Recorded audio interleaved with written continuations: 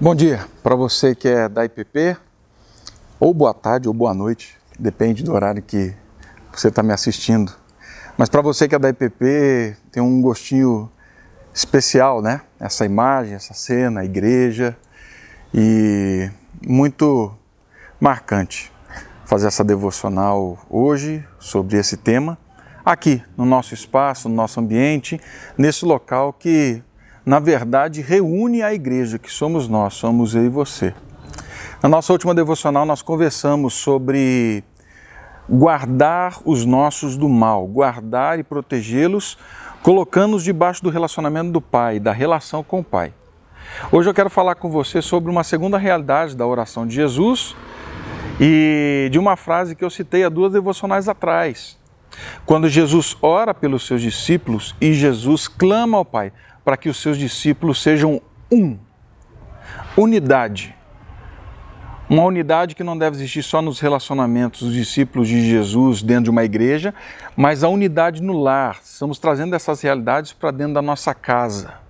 Olha só o que Jesus diz lá no capítulo 17, a partir do verso 20 de João. Não rogo somente por estes, mas também por aqueles que vierem a crer em mim por intermédio da sua palavra, a fim de que todos sejam um.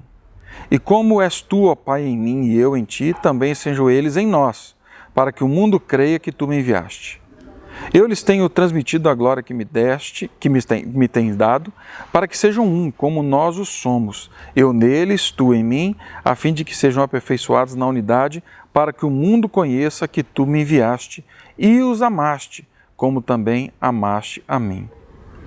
Jesus queria que os seus discípulos fossem um, que eles caminhassem em unidade. E mais, essa unidade revelaria a glória do Pai descrita e revelada nele.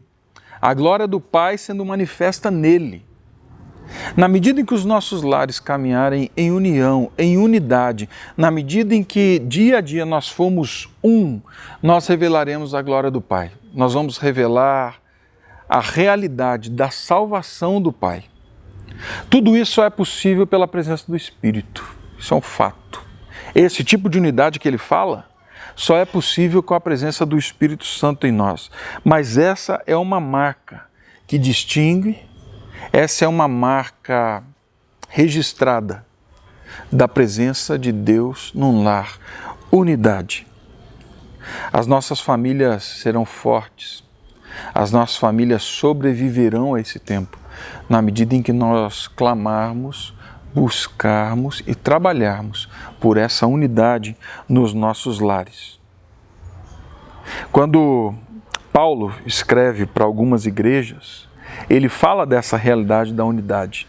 Mas olha só o que ele diz lá em Efésios 4, no verso 3. Esforçando-vos diligentemente por preservar a unidade do Espírito no vínculo da paz. Precisa haver um esforço diligente, intencional, proposital, para que essa unidade seja mantida no lar. Isso envolve conversa, isso envolve tempo, isso envolve abrir mão das coisas que eu faço, isso envolve uma mudança diária de vida, até mesmo de rotina, envolve disposição para que sejamos um. Mas como tudo isso se traduz? As Escrituras elas estão cheias, elas estão repletas dessa realidade que pode nos ajudar a caminhar em unidade. Olha só, lá em Romanos, no capítulo 14, verso 19, nós vemos um chamado para edificarmos uns aos outros.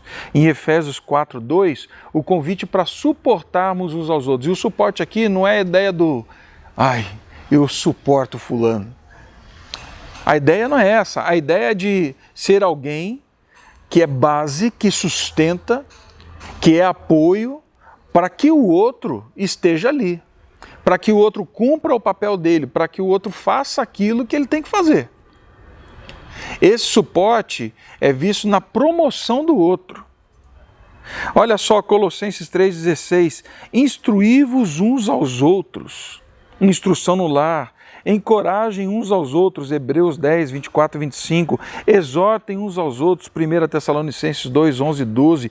Orem uns pelos outros, Tiago 5, 16. Confessem os vossos pecados uns aos outros, Tiago também, 5, 16. Dê preferência ao outro, Romanos 12. Leve as cargas uns dos outros. Nesse tempo, por incrível que pareça, estamos sobrecarregados.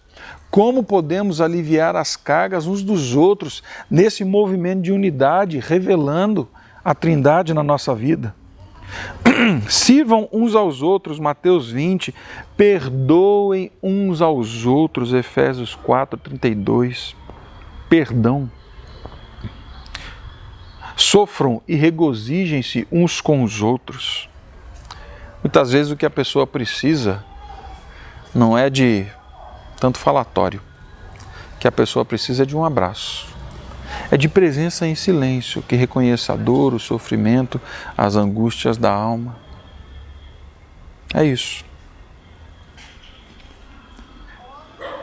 Paulo também, Jesus, lá no verso 13, capítulo 13, verso 35 de João, diz assim: nisso conhecerão todos que vocês são meus discípulos, se tiverem amor uns pelos outros. A unidade no lar só vai ser alcançada na medida em que estivermos cheios do amor do Pai e revelarmos o amor do Pai nessas realidades que eu acabei de ler aqui. Nos dispormos ao outro.